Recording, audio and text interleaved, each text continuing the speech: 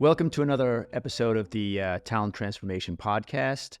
Today we have Lori Woodcock, SVP of Talent Technology at McCann Worldgroup. Lori, thank you so much for coming. Great to see you. Thanks for inviting me. Happy to be here. Fantastic. I just want to mention that I used McCann to make my first Super Bowl commercial. Fun. Yeah, about 25 years ago. Wow. Yeah, it was quite an experience. Good connection. Yeah. So how long have you been at McCann? It'll be 23 years in February. Oh, almost about the time I made that Super Bowl commercial. Right. Exactly. Wow, yeah, time is flying. Yes.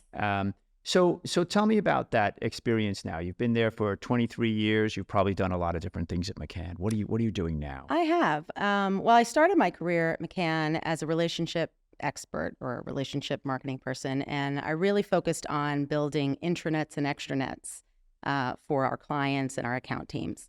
But very early on, one of my very first projects kind of on the side of that was to work with the learning team, and we created an online learning course at that point in time.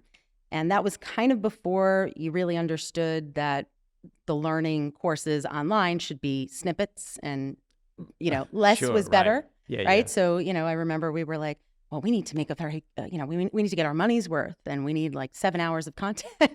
Yeah. And you think about it now and you're like, no. Well, during COVID, I put my kids in remote or online high school, and they haven't learned that yet. The classes were about an hour and a half long. Yeah. And people really can't sit in online sessions for an hour and a half. No. But that's interesting because you actually started on the business side, providing services to customers, and that project was an internal project. It was an internal. I was always on the IT side of the fence, but very early on with that project, I forged a relationship on the HR side. And throughout the course of my career at McCann, I at one point I was leading the technical PMO.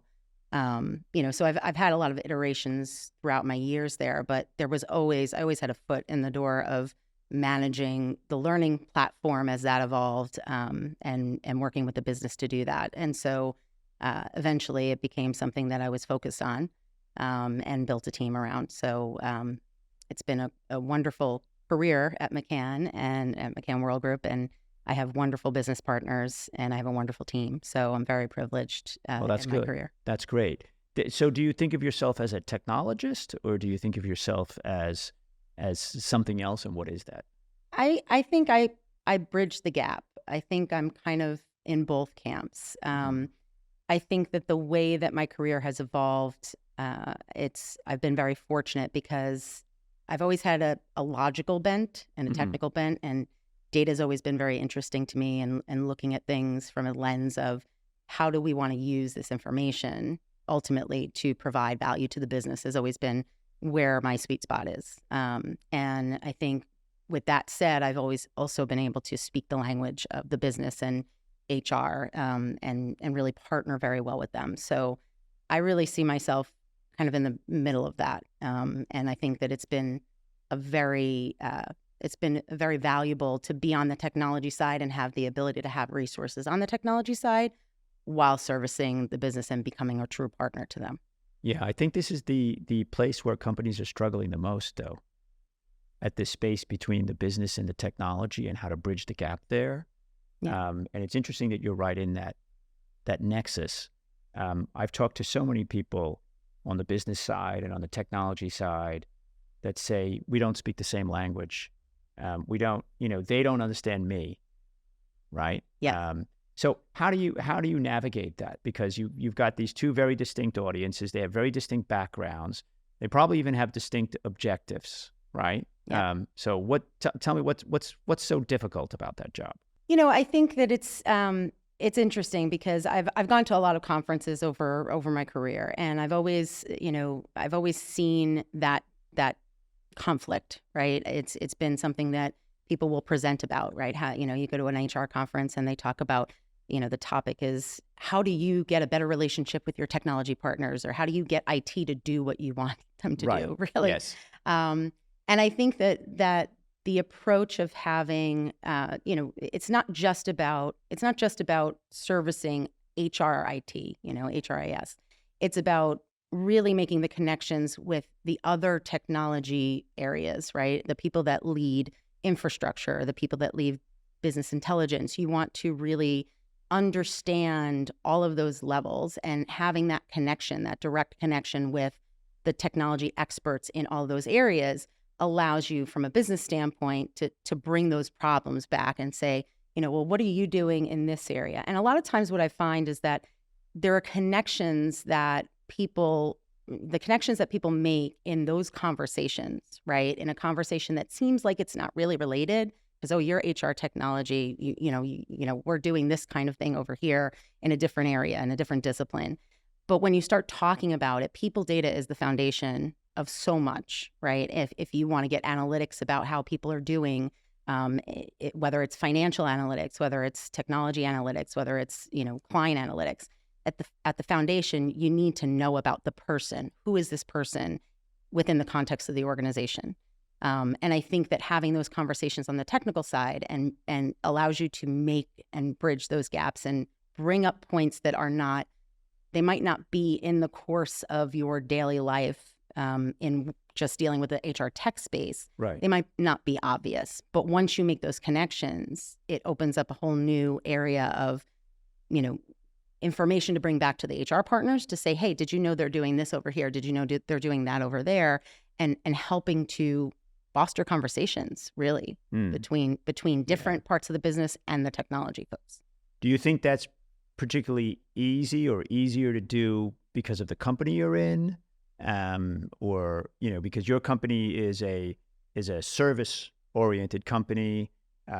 Obviously, technology is super important to it, but particularly in the sense that they are always thinking about how to apply technology to their customers. I mean, is it and has it gotten easier to do that job over the last 20 years or not? I think that it's gotten easier because we've built the foundation of that, right? So when we first started to work in this space, and when I first started to look at talent technology related tools to deploy to the organization, there really wasn't foundational data. There really wasn't, even in core HRIS, we didn't have a system way back then in the Stone Age.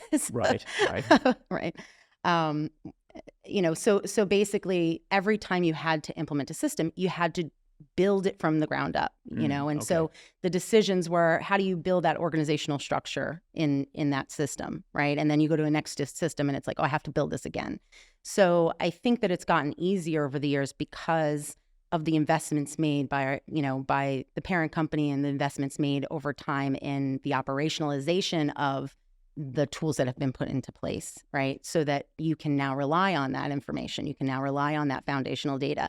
And so it's become easier because you have the building blocks there. And what always remains a struggle is making sure that you're using those building blocks in different places, right? In the places that are not obvious, in the places that, when you're building something new over here, remembering that we want to look at this architecturally. We want to look at the broad plan of this, and this technology may not right now today need to interface with this technology over here.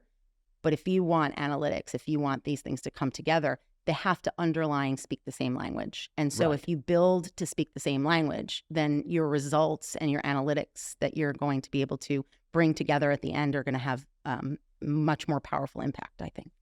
Yeah. So you're sort of building the organization so it's sort of fit for change, fit for evolution. When you talk to people in business, very often they're buying a product and they're not really focusing on how it fits into the whole ecosystem, right? They're saying, well, I have budget, I have a product I'm going to buy, and I'll put it in, and then it will somehow magically work with everything else, right? And so you have to kind of take that bigger picture, which I suppose is the job of the technical side of the house, really, right? To sort of put all of those things in context for the different business units. is that what kind of guidelines do you use for that? Do you have a defined methodology that you've created for what goes into your ecosystem or not, or how you select products that work inside the organization, or is it more, on a case by case basis? I think in the HR technology world specifically, right? There's always that conflict between, do you go best in class or do you go platform, right? Right. So when you're looking at, when I'm looking at my space specifically, I try to look at the employee life cycle, and I try to say, how are these things connected? And, what I found in my career, at least, I think is that it's never all one or all the other. It's kind of a combination, right? And maybe you've got a couple of processes that make sense to build into one technology. You've got a couple of processes that are in a different technology, right? But again, I'm passionate about, it sounds silly, but I'm passionate about data. I think that the foundational data that you put, and if you architect the system so that those things can speak to each other, then ultimately, if you are going best in class as an approach, you're able to connect the dots and you're able to leverage a consistency that you're building into those tools, so that, you can get what you need, you can get the data, you can get the insights out of it. Yeah, so that makes sense. That's sort of your requirement for best in class. Is if I have best in class, I have to have interoperability. I have to have data flowing between systems. Absolutely. If I'm not going best in class in a particular area, that's okay. I don't have to worry about that.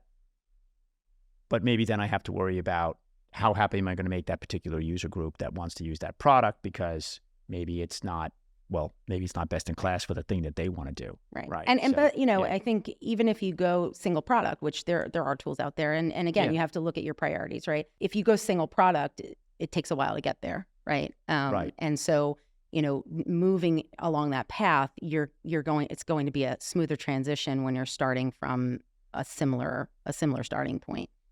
Then when you look outside of HR specific technology, obviously tools that are put into place are meeting a business need, whatever department, whatever function is putting those tools into place. And sometimes that business need is very focused, and, some of the ancillary things that, you might need are not seen as an important piece of it. But, again, if you have that common language, ultimately those things come together with the HR data and with other areas of information that are being built into these tools, so that you can really get really powerful results.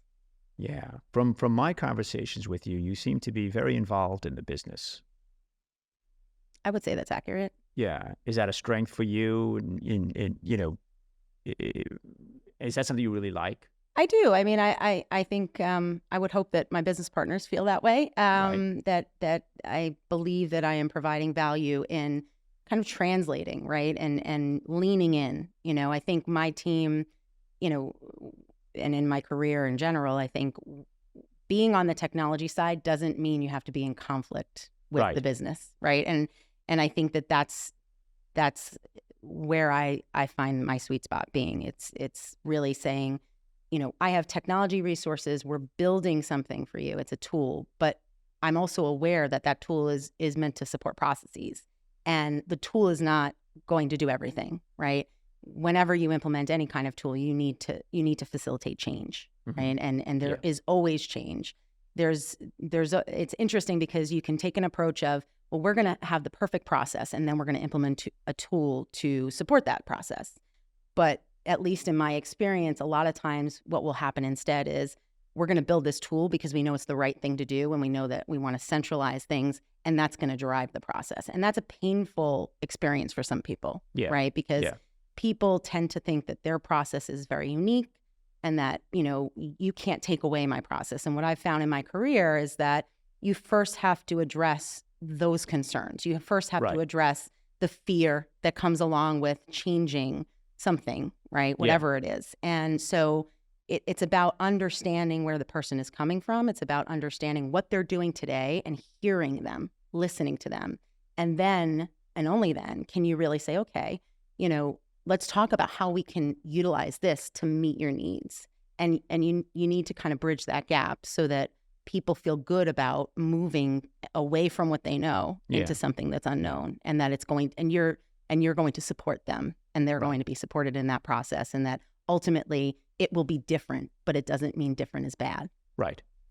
And how much time do you spend just chatting with those business leaders about technology in general and where it's going, and how do you satisfy their curiosity and their anxiety about everything that's happening right now? That's an interesting question. I mean, I think, there's so much change going on in the world, in the industry. I think it's really, again, I do chat with them a lot. I think, I think we talk about what the business problems are, what in the context of the larger industry and the larger requirements that we need to address.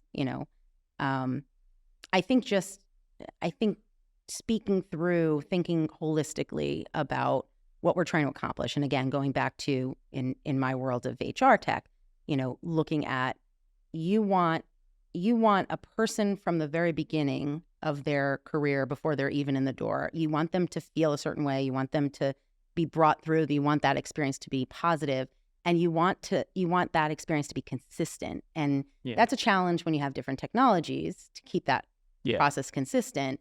But you want that to be behind the scenes as much as you can, right? Whatever work you need to do behind the scenes to make that feel like it's all connected to the end user is really one of the goals. And so we talk a lot about that. We talk a lot about, how can we make sure that, this doesn't feel disjointed for our employees. I always say that at some point, really good technology almost becomes invisible. Right. You don't know it's there. You're just doing what you want to do, and you're getting it done, and it's really happening, at scale. And that's a great feeling. That's a hard place to get to.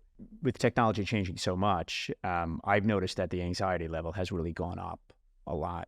I personally had so many people calling me about, please explain ChatGPT. And I'm sure you spent a lot of time just recently, we all have, explaining ChatGPT, hoping that that phase will pass, right? And we can get back to talking about, well, not that it's not important, but moving beyond that to, let's talk about what we can do right now for your business. How hard is it for you to build a team that does what you do? I have been very lucky in my career.